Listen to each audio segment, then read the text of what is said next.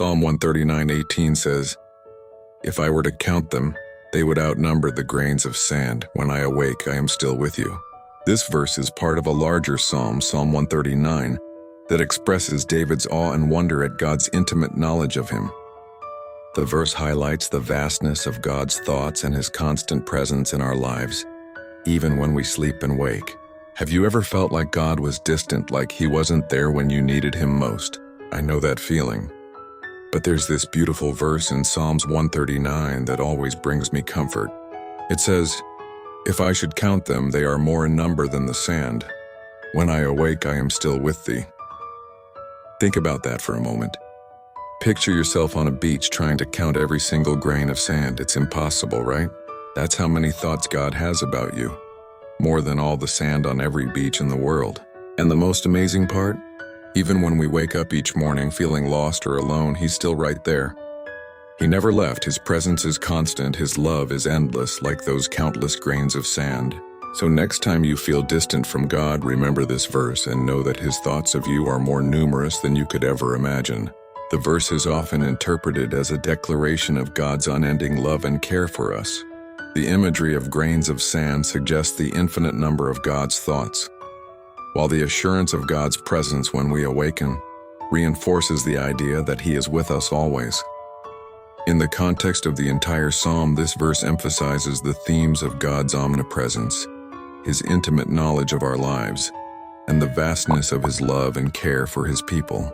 It is a reminder that we are never alone, and that God is always with us even when we are unaware of it. Psalm 139 covers God's intimate knowledge of every detail of our lives, and the beautiful reality that there is nowhere we can go that is outside his care. His hand is with us always. Even when circumstances seem dark or dismal, nothing is without light in God's eyes. He sees clearly even when we don't. "And see if there be any grievous way in me, and lead me in the way everlasting." David has just spent the first 22 verses of the psalm detailing the fullness of God's knowledge of him. God knows his actions, his thoughts, his past, present, and future. This knowledge cannot be hidden from, because God is in all places. Who wrote Psalm 139 and why? Psalm 139 was written by King David. He wrote it to reflect on the all-knowing and omnipresent nature of God and his intimate knowledge of humanity, including David himself. The psalm expresses David's amazement at how God knows his thoughts, actions, and even his being before he was formed in his mother's womb. It's a meditative prayer where David acknowledges God's power and holiness and prays for God to search his heart and lead him in the right way. David reflects on God's vast knowledge and presence, expressing awe at God's intimate understanding of him. David acknowledges that God knows him completely, from his innermost thoughts to his outward actions, even before he was born. David recognizes that there is no place he can go where God is not present, emphasizing God's constant awareness and presence.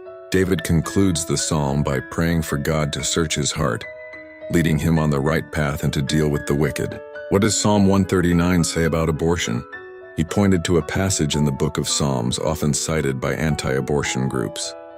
The verses from Psalm 139 read, "For you created my inmost being, you knit me together in my mother's womb. I praise you because I am fearfully and wonderfully made. Your works are wonderful, I know that full well." What does it mean that God hems me in behind and before? David relates his confidence that God hems him in.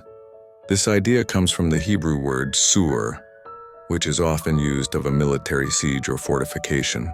A closely related term is used in reference to ideas such as rocks or strength. In this context, it's meant to suggest guarding a valuable object. "You hem me in, behind and before. You have laid your hand upon me." When God says he has us hemmed in, it means he has us totally surrounded. We are not confined. He has us protected and directed by his hand. What are the signs God is preparing you for leadership? God gives you a word. You're a pioneer in the Spirit. You love God and follow his word, and you're being pruned. You love people. You feel called.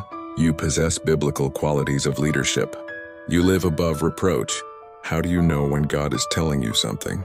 Recognizing when God is speaking can be subtle, but some common signs include a strong internal conviction, a consistent theme or message appearing in different contexts, and a sense of peace or clarity following a decision.